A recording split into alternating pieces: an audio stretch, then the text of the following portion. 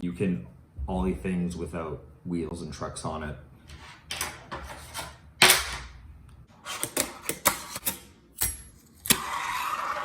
Woo! What's up, Joyriders? One of the #1 sought after things when picking up fingerboarding as a hobby is trying to figure out how to ollie. So today, we're gonna learn how to ollie. So I've pretty much broken this down into 3 steps. Really, really simple. And there are 2 directions that you're gonna take, which is away from your body and towards your body. So it doesn't matter if you're left-handed or right-handed, just follow away from your body, toward your body, and that's it. So the very first move you're gonna do is away from your body.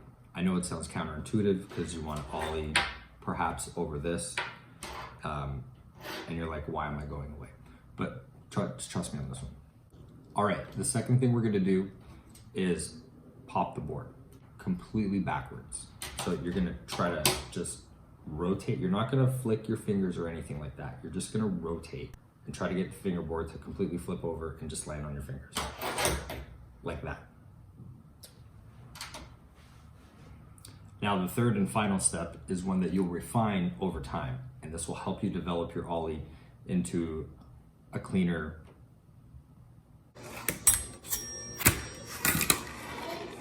nicer looking ollie, because fingerboarding is all about style after all. So your third movement is gonna be straight up.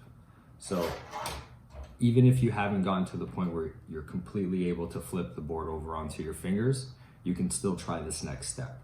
So as you're going away from your body and popping your board to flick backwards, the last movement is just straight up, like that.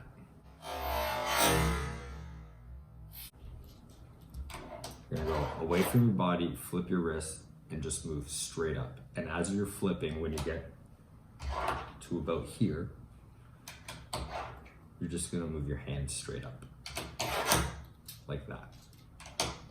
I find it's easiest if I'm spreading my 2 fingers like a peace sign as far apart as I can. It helps me keep the board straight. One of the challenges of doing an ollie is the board constantly doing a pop shove or flipping underneath your fingers, and it's really hard to keep in a straight line. So if you're putting a lot of stress on your fingers this way, you're minimizing the amount of other motions that you're doing. You're kind of locking your wrist in, if you would. So that's gonna help you. Again, don't do this. You're not playing piano. You're gonna flick like this, like that.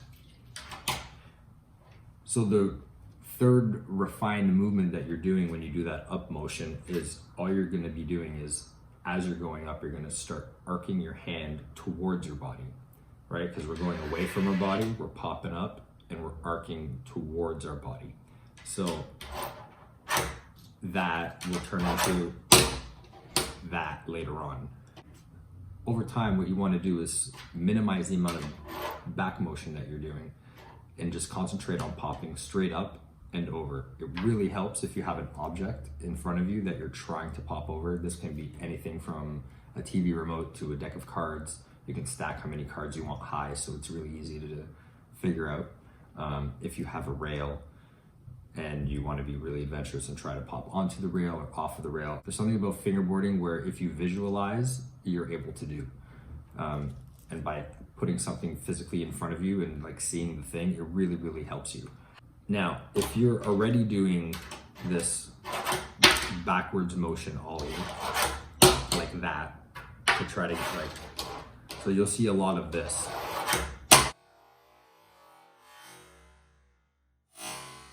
It's a great feeling to be able to hop over stuff and control the board, but you're gonna wanna refine your motion and again, get rid of that back motion. So again, you're gonna be really concentrating on that wrist rotation, not a flick. Like you wanna literally just flick it up like that and getting over. So you're not doing any back motion, you're doing a straight hop over.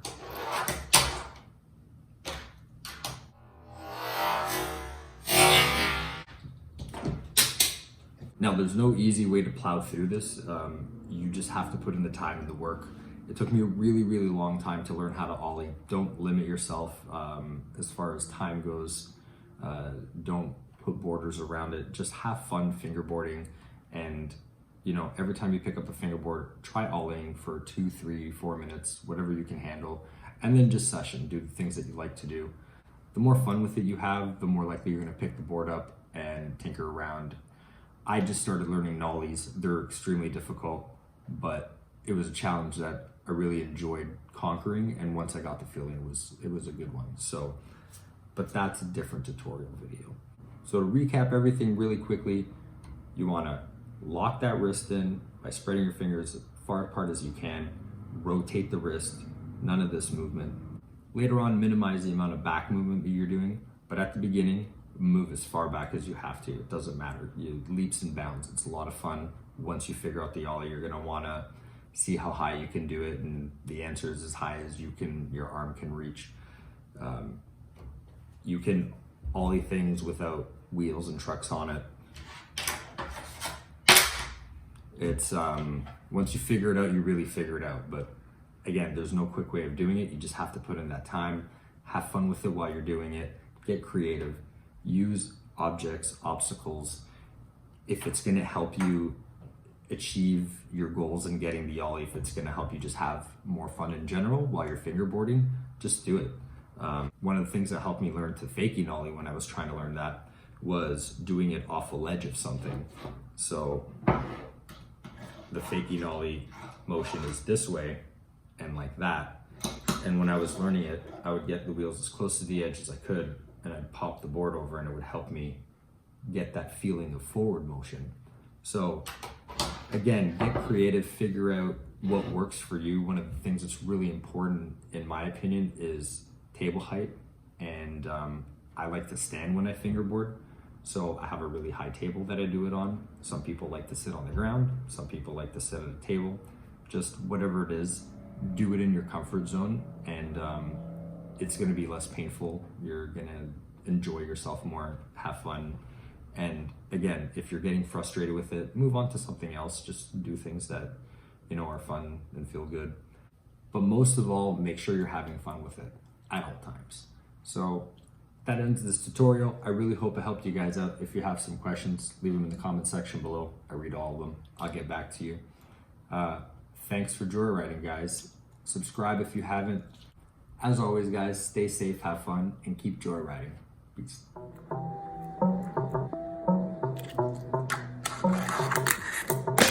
First off, I'm procrastinated clarity. Not one of these big-headed, ego-petted parodies. Hypnotized, friendly lies, they really moving carelessly. Abuse my time staring, beat the beat, staring. Second gear, your favorite rap. My drums alone with decap, and they've been yapping. I ride waves like a sea cap, and they've been dragging. I've been bagging, they feet dragging. I'm toe tagging, my eyes sagging. I'm brain dragging. I host this shit, they've been lagging.